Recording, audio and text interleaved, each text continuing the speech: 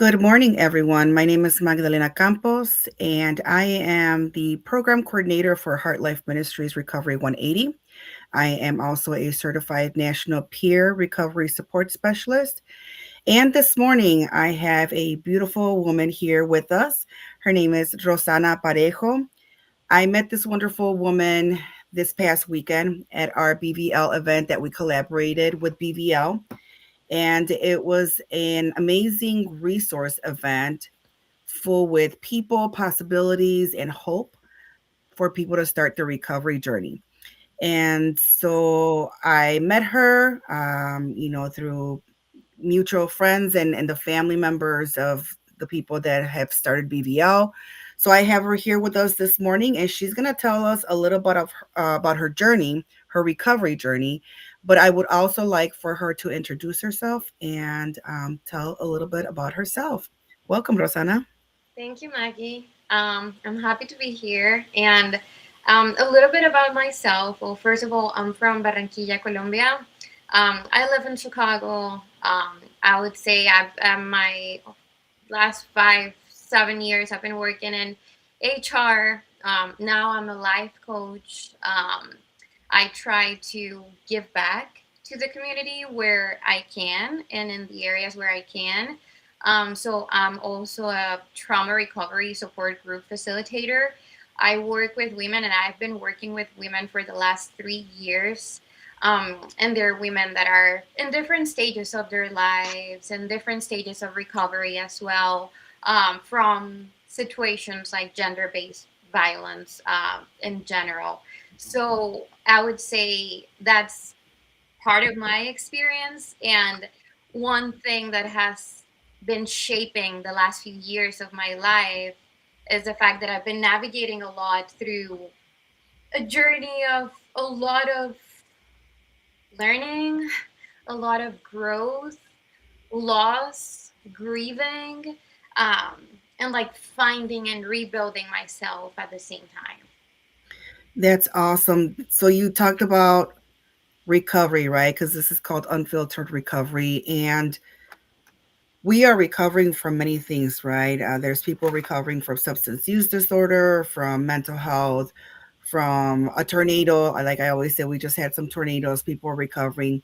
Can you tell us a little bit about your recovery journey? Yes. So I would say, in general, is one of those things that maybe you go through your whole life and is very silent in terms of, particularly on my end, it was certain dynamics that I accepted in relationships that at the very beginning, with, some of the relationships that I had many years ago, you really cannot see it or spot it. But then one like other relationship comes, and then the next one comes, and then you start spotting more and more things that you're maybe like, what is going on? So I would say that has been one of my main things. The last like two relationships that I had definitely had a lot of dynamics that were not healthy. And the thing is, like, I feel like when you stay too long in dynamics that are not healthy, then you start really questioning yourself. You really start questioning who you are. You really start questioning what you deserve. So I feel like in my last relationship, for instance, I definitely got to a point where I was like, oh, I'm lost. Like, I'm not sure like who I am anymore or what I want anymore. And that wasn't necessarily something that I had ever felt in my life. But I feel like it got to a point where what was going on got so loud that I really, my mind had nowhere to go. Tell me a little bit about that. I know that it's difficult, right? Like you said, we have these patterns that we kind of learn, right? I think I learned a lot of my domestic patterns from watching my parents, and Right. there were some things that I thought were normal and I accepted them, right? And they weren't. But here we are as children mimicking what our parents were doing.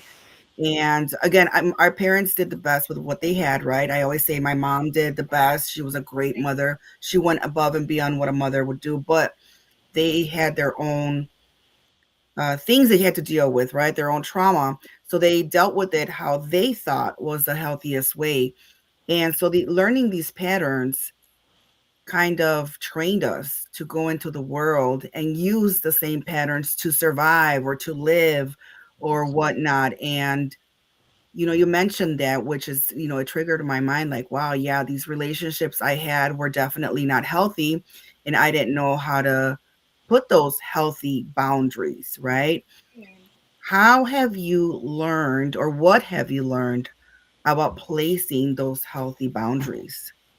I have learned that most of the times, for instance, when we see cases of domestic abuse, domestic violence, and all of that, many times it starts in ways that are so, so, so silent that is very hard for people to spot. And as you're saying, we end up just repeating what we have seen, in our lives with our parents or our caregivers and all that. So I feel like, for instance, in my case, things started very small, more with things that, for instance, I wouldn't acknowledge in myself or wouldn't allow to express certain needs. So it wasn't anything loud necessarily. And I think that this is important to say it because many people think, like, oh, if a relationship, if they're not, being like physically abusive, then there's no, abuse or unhealthy dynamics happening or anything like that. And that's not true. Many times there's no physical harm that you Mm, can see, but the unhealthy dynamics and unhealthy patterns are there. So I would say in my case is the fact that I started seeing how small they can start. It's not that, oh, only seeing like, oh, this person, I don't know, they're controlling me now and they don't want me to go out anywhere. Many times it starts way smaller than that. Trying to mm, see what is it that I can control, how much can I get away with, And for instance, like in my case, I definitely had an issue setting strong boundaries in romantic relationships. So that definitely put me in a place where if you don't have your boundaries very clear, then you're going to be moving those boundaries more and more and more until they're like non existent. So I would say the biggest lesson for me has been to actually listen to myself from the very beginning when I see the small things that make me feel a certain way that before I would have tried to just override and say like, oh no, that's not what you're feeling. That's not what what your gut is telling you. Think yeah. something else. And it's like, oh no. So listening to myself in those small moments. Yeah, that's really important. I think also we get so wrapped up in the chaos that we stop listening to ourselves and we start ignoring our instincts. And then the chaos becomes our norm, right? That becomes the normal. And then Yep. we just continue. And then next thing you know, we're just in a hole that we just ask ourselves like, how did I get here? What happened, right? And I think those dark moments is when for, like I always say, pain is my number one motivator. When I'm in enough pain, I will be motivated to change, but I need some type of pain to be able to alert me. It's just like the body, right? When we stub our toe and if we start bleeding and it hurts, what's letting our body know that there's some type of injury there. And that's how it is with our mental and with our emotions, right? When we have that pain, that mental pain, that emotional pain, then it's our body alerting us that, hey, something needs to change because there's injury here. Yeah. So that's very important. What was helpful to you during those moments, during those really dark moments? What gave you hope? Um, I would say it's tough because for a while it really felt very confusing and really not knowing what was going on.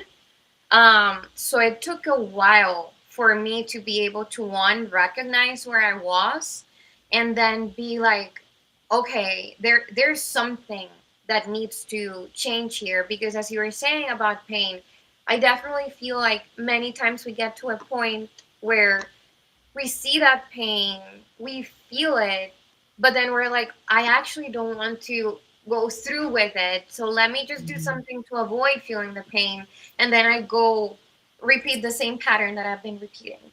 Right. So I would say for me, it was crucial to be able to get over that hump and be like, oh, I need to feel this pain. And then about finding hope, I would say finding hope and educating myself about what I was feeling and Mhm. about what was going on. Finding validation in others and realizing that what you're feeling, experiencing, thinking is not only you when you see it in other people, because you're really at some point you're so confused that you're like, am I going crazy? Like at some Mhm. point I really thought like there's something really wrong with me because I'm Mhm. not remembering things the right way anymore. Like my memory, what's going on? But when I started educating myself, realizing about certain dynamics, noticing certain patterns, and again, reading TikTok, there's a lot, social media can have a lot of positive things, you can Mhm. find a lot of things that you can identify yourself with. So I would say definitely finding other people that I could relate to, finding other people that had gone through similar things was huge. So pretty soon after I realized what was going on and I felt like I was in a good enough space to support others, that's when I decided to become a support group facilitator. And giving back definitely gives you a lot of hope, and it makes you feel like, okay, all of this that I went through, yeah, horrible, but now I'm able to use it in some sort of way to help other people feel better, to help other people like feel seen, or whatever is it that they're looking for. Yeah, we were definitely talking about that last Saturday. Pain into purpose.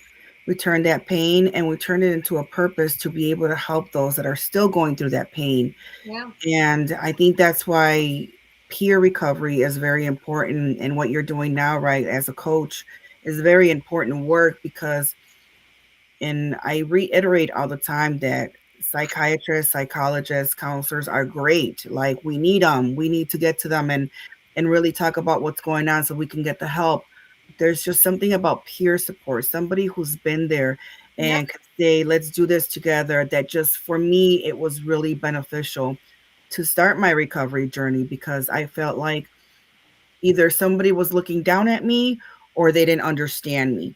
And until somebody with peer support said, yes, I understand you because I've done it, right, that's when I really opened up my mind to say, okay, I can do this. I can do this recovery journey. right. Can you talk a little bit about the pain that you experienced as a result of losing somebody close to you from an opioid toxicity? I think this has definitely, when you live with someone with an addiction, when you have loved someone with an addiction, and when you have lost someone with an addiction, there's so many things that feel so conflicting and just so overwhelming, and that they can even be very hard to put into words. My late husband, he was he was amazing in so many ways. Like he could be charming. He was so smart. He literally could charm his way through anything. He was so handsome. He had so many qualities. But at the same time, there were, because of the addiction and because of other dynamics in our relationship as well, there were so many, I would say, toxic and harmful behaviors where when you are in that relationship, you're trying to protect that person, you're trying to feel like you're helping, and you're hoping that you're helping in different ways while going through these two things at the same time. So losing him has been very similar to that, because the people close to me and actually my friends that have been able to remain my friends during this time, because I lost a few friends. And the reason why I lost a few friends was because for me during this time has been very crucial to be able to live my two truths that live inside of me. One, the fact that I am indeed recovering from an unhealthy relationship. I am recovering from certain, you know, um, unhealthy patterns, unhealthy dynamics, and all of that. And that is a truth that I need to live with, because I'm living with it every day of my life. And then the other truth that I have here is that I also lost someone that for the longest time I thought was the love of my life and that I was going to spend the rest of my life with. So then those two things come together, and also the people that have loved someone with an addiction can probably relate to what I'm going to say. But many times when you love an addict, you start grieving them before they die. And sadly, I started grieving many parts of him, I would say like around like 6, 9 months before he passed away, just because of everything that was happening, that was really making me feel like, oh, this is real. um and it's so heavy, because when he actually passed away, it felt even like more gut wrenching, because it's like I have already been grieving you for 8, 9 months of my life, and then this happens, which was my biggest fear the whole time that I was with him. It was literally a conversation that we had so so many times, where I was like, please don't do that to me. Don't ever do that to me. And even though I know, of course, he didn't do that to me, it wasn't personal. Um, the fact of having to go through that, becoming a widow at 32, a widow of addiction, that's heavy. It's very heavy, because it's not someone that a lot of people can relate to. Being Mm-hmm. a young widow, not a lot of people can relate to that. And that has been, a tough thing to experience. And then being a widow from addiction, young widow from addiction, I would say it's very niche. And finding validation and support has been tough. But during my first year, I was able to find a Facebook support group that was widows of addiction. And that was so specific and so niche that I was like, oh my God, they understand. They Mm-hmm. understand what I'm feeling. They understand that, yes, it may sound crazy to other people. But yes, these two very conflicting things can actually live at the same time inside of you. And Yeah. they still do, and they will forever live inside of me, because he is always going to be someone that I'm connected with.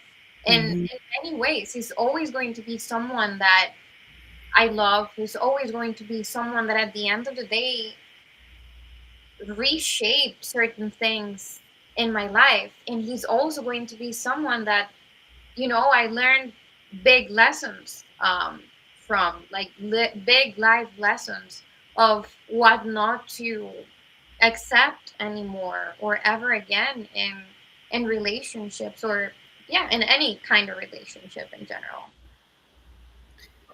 Wow, that's well, first of all, I'm proud of you because you have come a long way. And you're right, being a widow at a young age is definitely difficult. I'm not a widow of addiction, but I was a widow at 32, and I had an 8-year old and a 12-year old, and we lost my husband, and it was difficult. It was hard. And the reason why I say I'm proud of you is because unfortunately I used alcohol and drugs to numb my pain, and it led me down to a pattern of destruction, self-destruction. And so here you are, a young widow, and you went out there and you got the help. You looked for the help. You were able to seek the help and find it. And here you are now with the purpose to be able to help those young widows when they're at their low, and just be able to pull them up and say, yeah, let's do this. Let's do this together. So I am so proud of what you're doing. Thank you so much. Thank you. Wow, that just I'm getting goosebumps here because it really like fills my heart to know that you are on this side and you are helping others. If what is one thing that you would tell somebody that is either trying to get out of an abusive relationship or just lost somebody? Let's start with that one. What is something you would tell someone who is just wanting to get out of an abusive relationship? I would say, first of all, I know it's hard, and I know there are other things that definitely play a part when a woman wants to leave an abusive relationship, because of course we know that the most dangerous time for a woman to actually leave an abusive relationship is the time she leaves the relationship, right? So I feel like acknowledging that is definitely important. Trying to find support where you can get it, either family, friends, um, organizations as well. I feel like that can definitely be helpful. Having that having that plan definitely helps. And I would say trusting yourself, knowing that you are valuable, knowing that you matter, and that the thing is, like, when we are in situations where someone is repeating certain things, certain words, certain behaviors, or whatever it is, we end up believing that, and we do end up believing that that's what we deserve. So trying to, you know, I would say trying to consume more positive things. Again, social media, finding information, validating your thoughts, knowing that what you're feeling is real, and definitely trying to find that support, because that support, I would say, that can definitely make a huge difference. Many times, a lot of people, they may stay in relationships because they not know how to get out or where to get that support from. So I would say, knowing that there are ways for you to get that support one way or another, um, I would say that's definitely important. Yes, definitely reaching out for help. It's that vulnerability part that I'm always like, I'm so self-reliant that I hate to ask for help, Yeah, but we are in this world together to help each other out. And it's something that I continue to learn, that it's okay to reach out and ask for help when I'm not okay. So that's absolutely. really good advice. How about if you can talk to your 32 year old self again after losing your husband, what would you tell yourself? I think I would tell myself to just take it one day at a time, one day at a time, and little by little, it'll be okay. little by little, you'll feel better. Little by little, everything will you'll find your new normal. You'll never going to feel like the way you did before, because life changes after loss. It Mm. changes so much after loss that I feel that honestly I was like so naive before before going through this loss. Um, but I would definitely tell myself that I'm strong, because I am. And yeah, I'll tell myself that everything will work out. Everything, it's okay, and that there are many people that will be in your life, that they will definitely have multiple purposes that you will meet, and that they'll make you feel better throughout your journey, as well. That's great advice. Definitely. Tell us a little bit about how we can get in touch with you if somebody's out there and she or he wants to reach out and just get more information about how you can help them out in regards to the work that you're doing. Can you tell us how we can get in touch with you? Absolutely. So, again, I just recently, 2 weeks ago, launched my business. It's called the Self Bloom Studio. And the name, I wanted that name because I wanted something that sounded like, okay, it's here, it's inside of me. I just need to water it a little Mm. bit, and you will see it bloom. So, I'm posting content on Instagram. It's also called the Self Bloom Studio. You can follow me there. I share different kind of information over there regarding patterns, how to spot certain things, and all that. And I also, my email address, the Self Bloom Studio at Gmail, as well. I do one-on-one coaching, and yeah, I'm definitely very excited about this journey that I just started. So, thank you for having me here today. Noah, thank you for coming on. We really appreciate you and the great work that you are doing. Again, I'm so proud of you for everything that you've been through and how you've just overcame everything. And thank you so much for joining us. I'm sure I'll be seeing you soon. For sure. Thank you, Megan. You're welcome. Have a great day. See you. Bye bye.